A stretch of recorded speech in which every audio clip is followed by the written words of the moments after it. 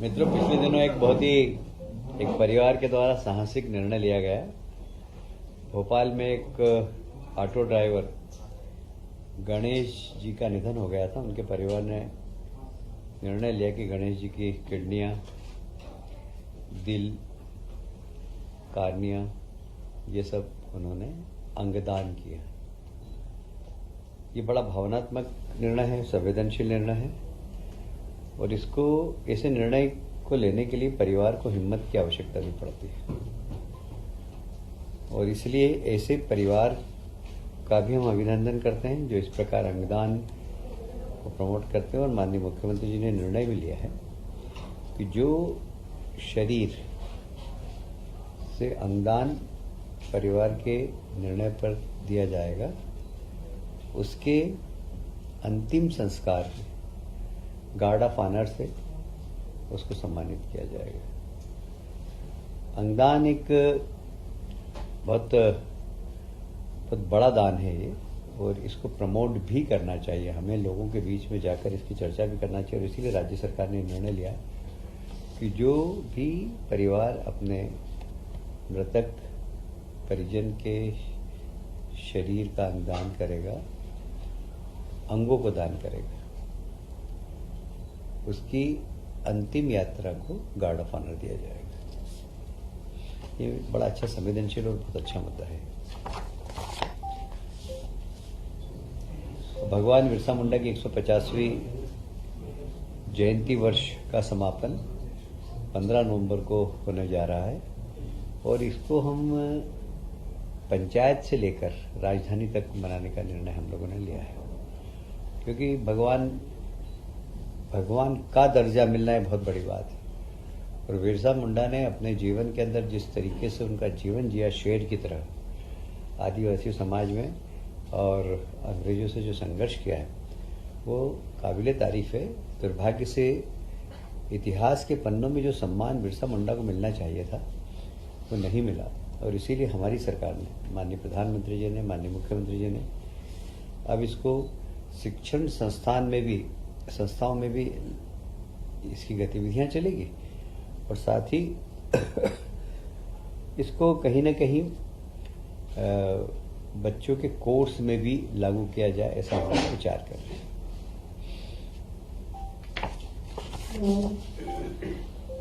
मध्य प्रदेश का स्थापना दिवस 1 नवंबर को है और 1 नवंबर को मुख्य कार्यक्रम रविंद्र भवन में होगा, जहां अभ्युदय मध्य प्रदेश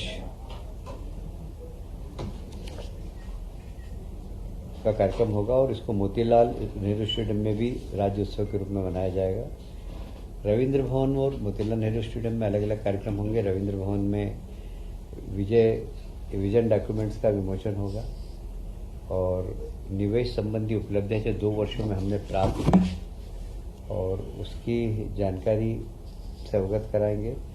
डिजिटल सेवाओं का लोकार्पण, देखिए गुड गवर्नेंस के लिए बहुत ज़रूरी है कि डिजिटल सेवाएं ज़्यादा से ज़्यादा हो और हमारी सरकार इसको बहुत गंभीरता से पालन कर रही है और हम डिजिटल सेवाओं का कार्यक्षेत्र बढ़ाते भी जा रहे हैं। रोजगार और कौशल विकास, किसी भी सरकार के लिए अपने प्रदेश के लोगों को रोजगार देना एक चुनौती है अभी और हमने इसको बहुत फोकस किया है, इन्वेस्टमेंट लाकर, उद्योग लगाकर और तकनीकी शिक्षा के माध्यम से, कौशल विकास के माध्यम से और अलग अलग प्रकार की योजनाएं लागे। जैसे विश्वकर्मा जयंती पे हमने विश्वकर्मा योजना लाकर सब छोटे छोटे जो सुतार है, बढ़ई है, इनको छोटा सॉफ्ट लोन देकर उनके काम में बढ़ावा देना। वो रोजगार उनको तो मिले ही पर वो रोजगार देने वाले भी बने। ये हमारी सरकार की हमेशा नियत रही है और इसी दिशा में हम लोगों ने जो काम किया उसका भी हम यहाँ पर बताएंगे। प्रदर्शनी पिछले 2 वर्ष की प्रगति में जो भी हुआ है और सायंकाल को एक सांस्कृतिक कार्यक्रम होगा जिसमें बहुत ही अच्छे पार्श्व गायक जुबिन नौटियाल, आप सबने नाम सुना ही होगा, बहुत ही अच्छे गाते हैं, बहुत मधुर गाते हैं और उनका गायन भी होगा और श्री कृष्ण भक्ति के पदों का प्रस्तुति होगी और 2 और 3 नवंबर को महानाट्य विक्रमादित्य की प्रस्तुति होगी और सभी राज्य के सभी जिलों में स्थापना दिवस अलग अलग तरीके से मनाया जाएगा, ऐसे राज्य शासन के निर्देश। हर जिले में मंत्रियों को जिम्मेदारी दी जाएगी। हाँ, प्रभार के जिले में जाएंगे। अच्छा, हमारे यहाँ आप जानते हैं कि पीवीटीजी जो हमारे ट्राइबल में भी अति पिछड़े ट्राइबल हैं, जो इसमें कि भारिया, बेगा, सहरिया ये लोग आते हैं, ये बहुत ही पिछड़े हैं। ये हमारे लगभग 24 जिलों के अंदर फैले हुए हैं। ये जो घर घर विद्युत देने की योजना थी हमारी, उसमें अभी भी इसके लगभग 18,833 घर छूट गए थे। हमने भारत शासन के सहयोग से इन सब घरों में भी प्रकाश ऊर्जा की व्यवस्था करने का निर्णय लिया है कि भारत शासन की योजना है, भारत शासन हमें 60% देगी, 40% हम राज्य सरकार से होगा। अब इसमें कई बहुत दूरस्थ हैं जहाँ पर कि सीधे लाइन जाकर ले जाना बहुत ही महंगा पड़ेगा। एवरेज इनको एक घर में बिजली देने में 2 लाख रुपए का खर्च आता है, पर कई ऐसे दूरस्थ इलाके हैं जहाँ पर कि 10-10 लाख रुपए, 15-15 लाख रुपए एक घर को देने में आएगा। फिर उसका मेंटेनेंस भी बहुत महंगा पड़ता है, क्योंकि दूर लाइन खिंच जाती है, हवा आ रही है, आंधी आ रही है, कभी कुछ तार टूटता है, कभी कुछ क्या होता है, तो मेंटेनेंस भी दूर होता है।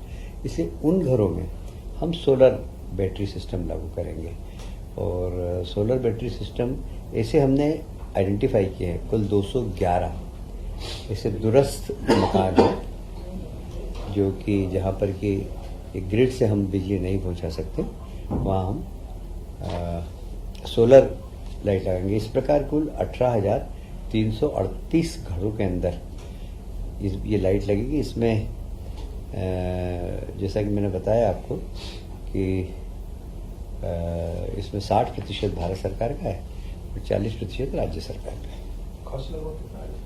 हाँ, 89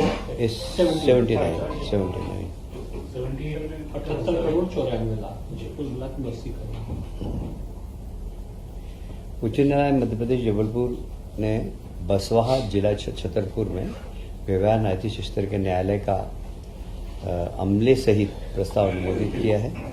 इसके पदों की स्वीकृति देना थी, वो आज हमने नवीन पद की स्वीकृति दी है। इसके ऊपर लगभग 52 लाख रुपए आएगा। ये एक बहुत बड़ा काम है उस क्षेत्र के लिए, क्योंकि छतरपुर और इस इलाके के दूरस्थ क्षेत्रों में लोगों को न्याय में प्राप्त करने में काफ़ी देर होती थी और इस प्रकार ये यहाँ पर न्यायालय खुलने से वहाँ के गरीब लोगों को काफ़ी फायदा मिलेगा। आज एक और बहुत महत्वपूर्ण निर्णय लिया है। आपने देखा होगा कि 132 केवी की जो लाइन जाती है वो खेतों के ऊपर से जाती है और खेतों में आपने देखा होगा कि हम बहुत ज़्यादा किसान का उससे बहुत नुकसान होता था। उसके खेत पे टावर लग जाता था, टावर लगने के बाद उसको बहुत राशि भी बहुत कम मिलती थी, फिर लाइन की राशि भी बहुत कम मिलती थी जो उसके खेत में से जा रही थी। वो सब हमने बढ़ाई है।